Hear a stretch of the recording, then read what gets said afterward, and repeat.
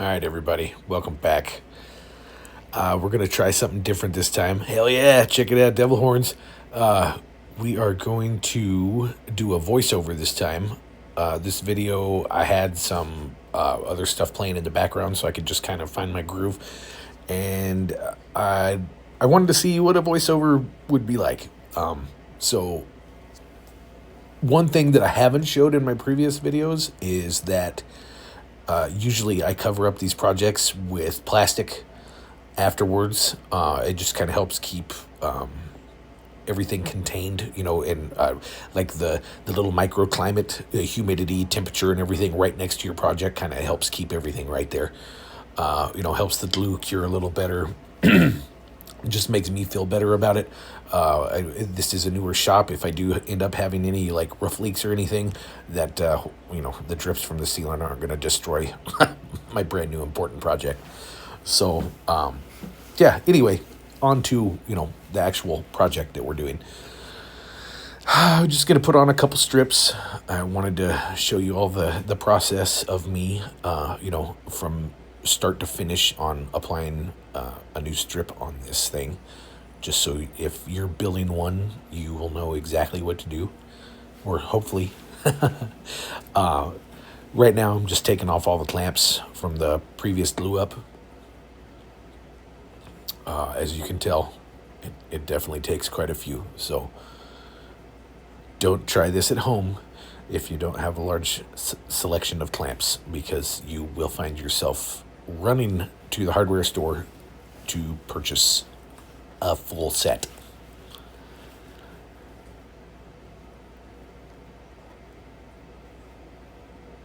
This thing is it's looking so awesome. I love it. I'm happy. What am I calling out right here? Oh, okay. I wanted to do a little close-up of this black strip and just kind of show you how it ended up after gluing it and staining it, just to show you the contrast between the two. I'm really happy with how that black stain turned out. It's going to look great. And then that joint should be coming up. I know some of you had some questions on how that glue joint for the cedar strips looks after it was stained. That's not bad. I'm happy with that. That's going to be a nice clean joint. I mean, it's what's to be expected. These strips aren't one solid length, so yeah, that's you're not going to notice much of that. As long as you stagger your joints on these things just as you would, for anything else. Look at that. It's beautiful. I finally got my little sign up. I was so proud of that. I love seeing that on the wall. It's kind of neat.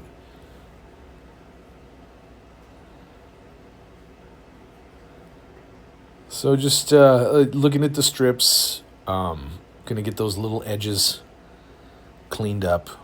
These things, do have a little bit of fuzz and stringies hanging off the side once they come out of their mill.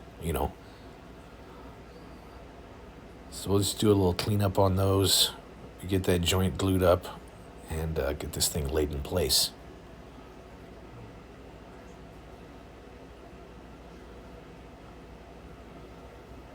You'll notice I am using Type Bond 3. It's the absolute best wood glue there is. There's nothing better. I've seen a lot of videos, where people are asking when should they use one or the other, because there's Type Bond Original, Type Bond 2, Type Bond 3. Type Bond 3 is the one that's waterproof. I think it's the best glue, period. So I use it for every project, no matter what.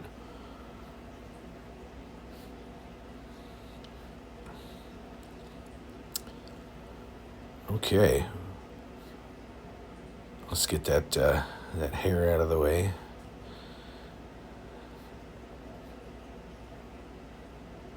Oh, I think I'm just scooting over some clamps right there so my strips lay normal.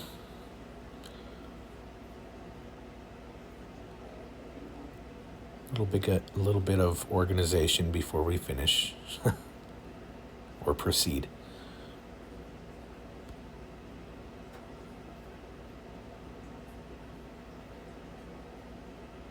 Okay. Let's get that stuff out of the way. Come on, let's get some glue on this thing. What are you doing over there? Standing around. Jeez.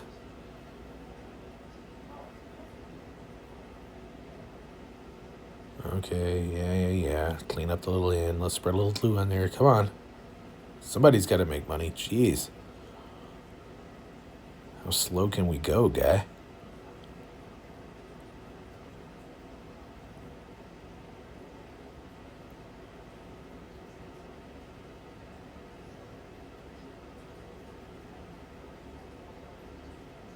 Perfect. Don't have to use too much. Just make sure you have, a little bit of glue on every surface that we'll be touching. You want to make sure and glue both surfaces.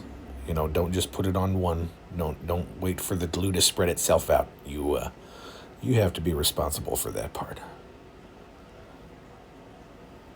Let's get that joint together nice and tight. Okay. All right. Looks like we might be ready to stick this thing down finally.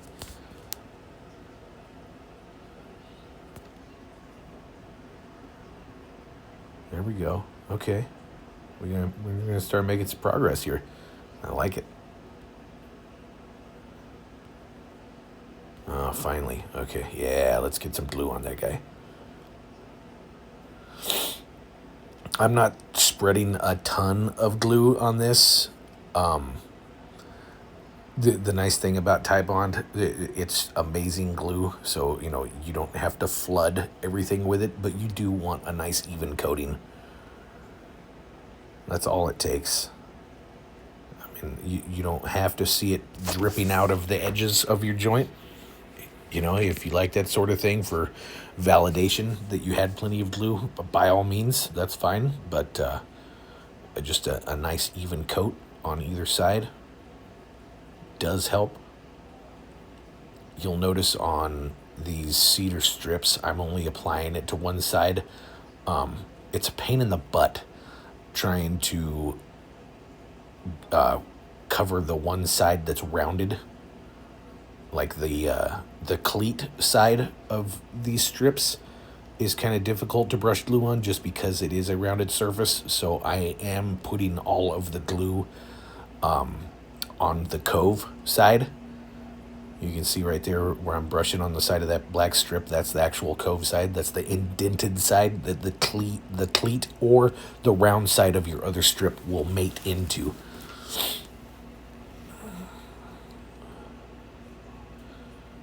These glue joints are definitely important, but it's totally okay with just putting the wood on one side right here. Again, these aren't necessarily structural. These are just holding everything together. So the point is to get enough glue on there to make your joint stick. If I was, gluing actual bulkheads or something together, there would definitely be glue on both parts, but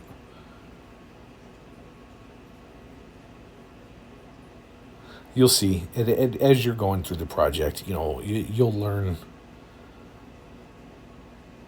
where and when, what pieces are more difficult to glue up. It's just, it's all part of the process. You got to get in it and be working with it.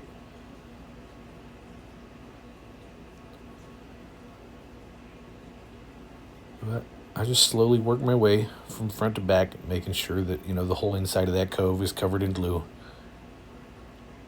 If we do get any drips off the inside of this one, it's not a huge deal. The drips are going to be dripping down to the inside of the board.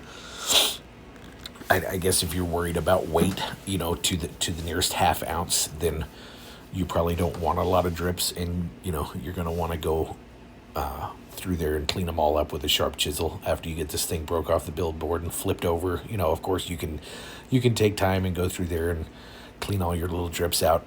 It's just it's the whatever level of detail you feel comfortable with is how you're going to need to finish this thing.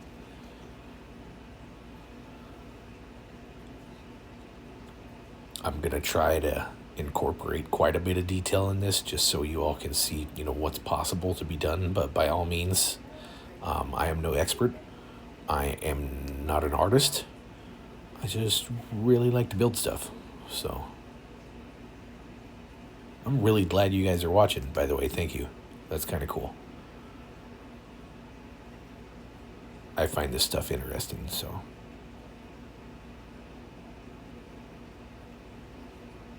Just about finished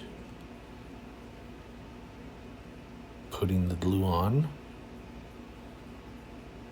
It's really exciting because now we're finally going to have a balanced pattern going forth from here.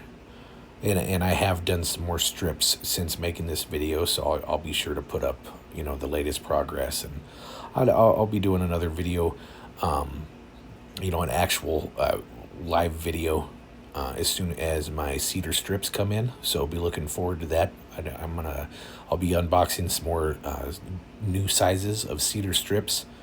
Like these that we're applying right here are 3/8 wide. I went ahead and got some that are also 13/16 of an inch wide and up to 1.5 inches. And the colors range from yellow cedar all the way up, through light medium to medium dark. So we should be able to play around with the colors on this one and get a neat looking board when we're done. Just going through and wiping off all the little excess from the top, since I do have that one strip already stained, trying to keep it as clean as possible throughout the process. It'll be less sanding I have to do to that strip, which means less removal of the stain that I've already put on and less rework of me having to restain that strip. I'd really like to avoid having to go back through that strip and restain it, once everything else is on, because then that just increases the chances of me getting that black stain on one of my other beautiful raw cedar strips, which I don't want. Other than that one, I want the rest of them to retain their natural color. This, you'll see. This thing's going to end up beautiful. I mean, once these things once these things are done, regardless of pattern, I mean, it's something that you would want to hang on your wall when you're not using it. They're a work of art. They're beautiful.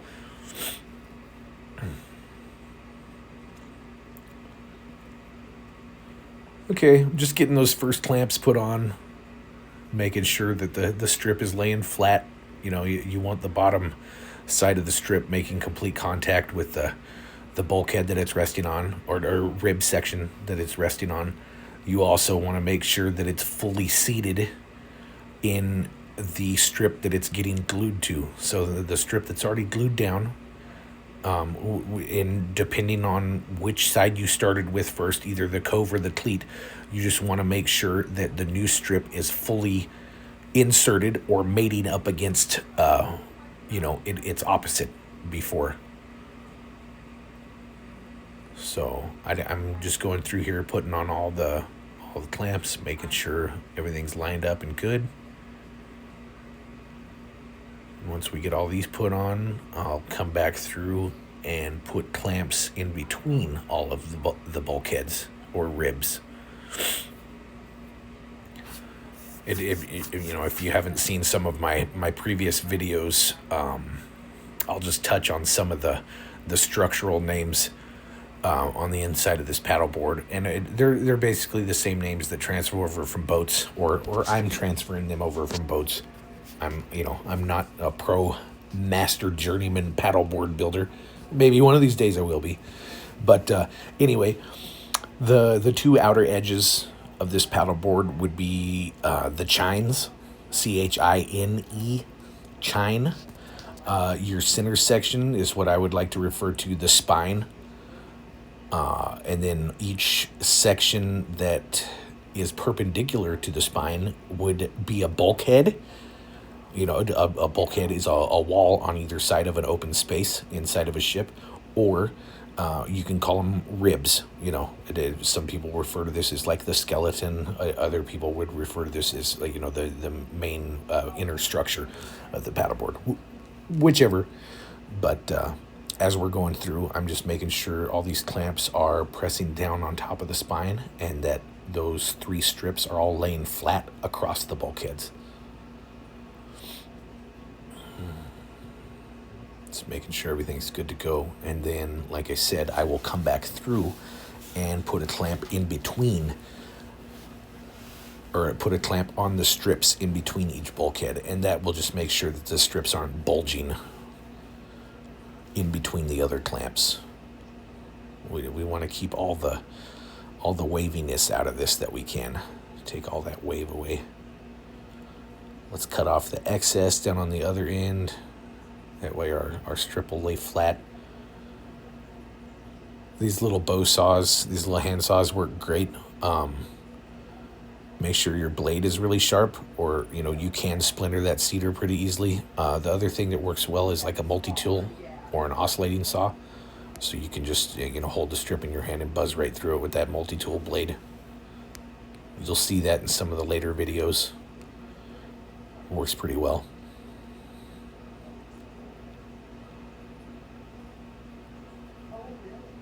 Making sure all the clamps are sitting flat before I leave it. You don't want the edges of the clamps, smashing your coved edge. The edges of that cove are very thin, and hell yeah. Cedar's pretty soft. Oh, that's the end. Bye.